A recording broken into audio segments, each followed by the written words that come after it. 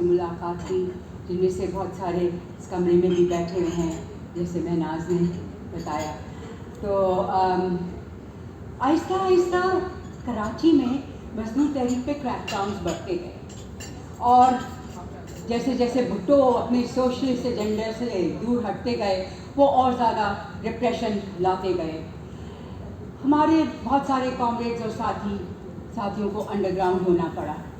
मैं कोशिश करती थी कि अपने दोस्तों के घरों में, अपने सर्कल में उन लोगों को शेल्टर दे सकूं।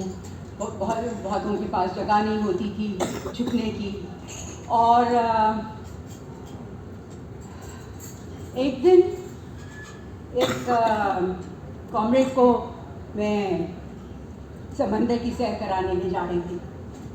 हम लोग को अंदाज़ा नहीं हुआ कि पुलिस हमें फॉलो कर रही थी, चाहे वो पुलिस है या इंटेलिजेंस, जो भी। हम लोग समंदर के किनारे चल रहे थे कि एकदम से कोई 8-10 मर्द एकदम से नमूदार हुए। उन्होंने उसको ज़मीन पे फेंका, उसके ऊपर बैठ गए और मुझे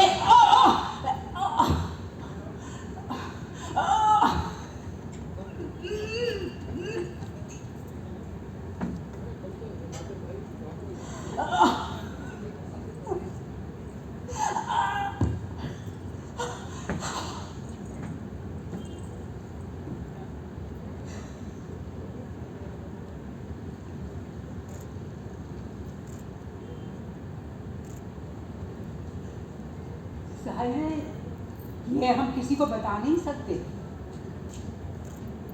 मगर अगले दिन मैंने सोचा कि कुछ तो करना चाहिए, तो मैं थाने गई।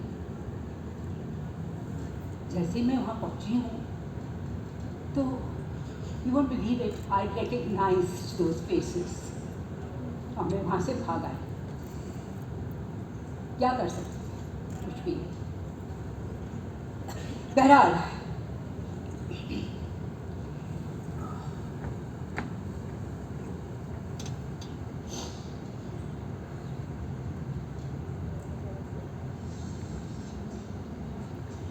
इस वक्त तक मुझे बहुत सारी चीज़ें समझ में आ चुकी थी।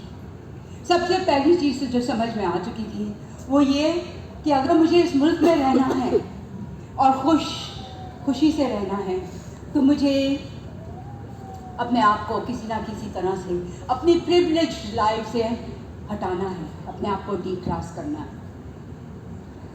एक दिन पुलिस मेरा पीछा करते हुए मेरे घर भी आ गई और obviously my parents were very upset. उन लोगों की तो कुछ समझ में नहीं आ रहा था कि क्या हो गया इस लड़की को। हमने इसको सब कुछ दिया है और तालीम भी दी है, खुश शक्ल है, surely she can find a good husband for herself. ये क्या कर क्या रही है? उनको मेरी बातें नहीं समझ में आ रही थी, मेरा इंटरेस्ट इनकलाब में नहीं समझ में आता था। ये मैं क्या हमेशा गरीबों की बात करती हूँ, डाउन ट्रॉडन की बात करती हूँ, इनकलाब की बात करती हूँ। It was beyond them. तो मैंने तय किया कि I can't go on, I have to leave this माहौल। तो मैं 23 साल की उम्र में अपने घर से निकल गई और मैं अपने मजदूर कॉमरेड्स की तरफ जाके रहने लगी, उनके साथ, उनसे मिल कर के इस शहर में। और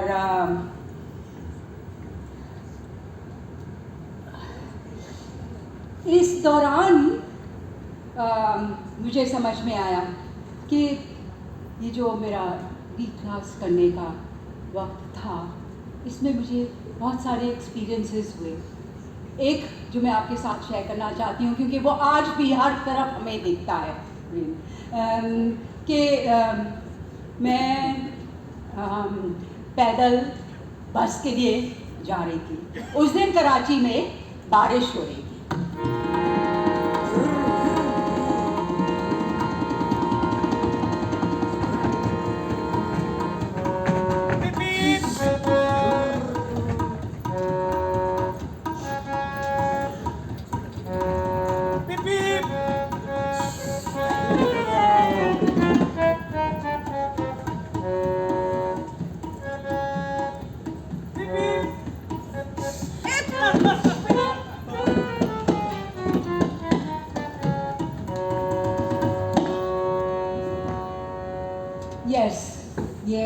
ज़माना था जब फोर व्हीलर्स इंट्रोड्यूस हो चुकी थी, और गाड़ी में बैठने वाले लड़की को अकेला चलता देखते हुए इशारे तो करते थे, मगर साथ साथ ये हरकत भी कि छींटे मारते हुए फिर हंसना। तो ये वो दिन थे जब मुझे ज़िंदगी एक और ही तरीके से देखने का मौका मिला। And this was my first hand experience of understanding what it feels like when you're alone, when you don't have enough money in your bank account, when you know that when you're not even sure where you're going to get your next meal from. And I understood the helplessness, the frustration of the working class. और मैं समझती हूँ कि ये मेरे experience थे which helped me find that sympathy, or rather that empathy for the non-privileged people. दूसरी चीज़ जो मैंने तय की वो ये था कि मुझे किसी ना किसी तरह से अपने आप को हील करना है। I have to heal my mind, my body, my soul. मैं एक साइकाइट्रिस्ट के पास भी गई, मगर मेरी समझ में आ गया कि दवाइयाँ मुझे नहीं सही कर सकती। They are not, medicine is not that anything. और भी कोई ऐसी चीज़, and nobody can heal me. It was then that I went back to dance and yoga, and this is what taught me कि किस तरीके से मैं अपने दिमाग को, अपने वजूद को, अपने आप को कंप्लीट कर सकती हूँ, हील कर सकती हूँ। और डांस जो है मेरी थेरेपी बनी, डांस जो है मेरा मेडिसिन बना, डांस ही मेरी ताकत बनी, और डांस ने ही मुझे सिखाया मुज़म्मत करना। Dance became my resistance. उस वक्त से मेरी समझ में आ गया, art and politics go together. My art is my politics is my art, and they cannot be separated, and they have to be integrated. This was a turning point in my artistic journey when I understood the importance of how arts help human beings to become better human beings, to become stronger human beings, and finally to become fearless. Art ने मुझे fearless बनाया।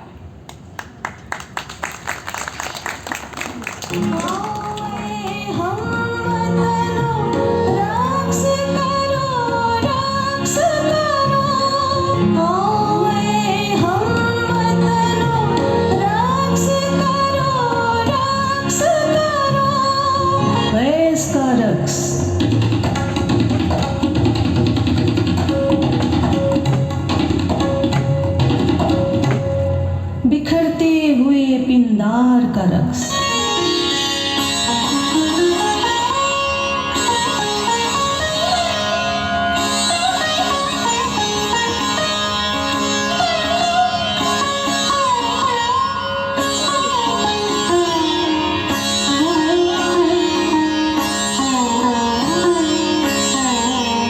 रंज रुसवाई का रक्स,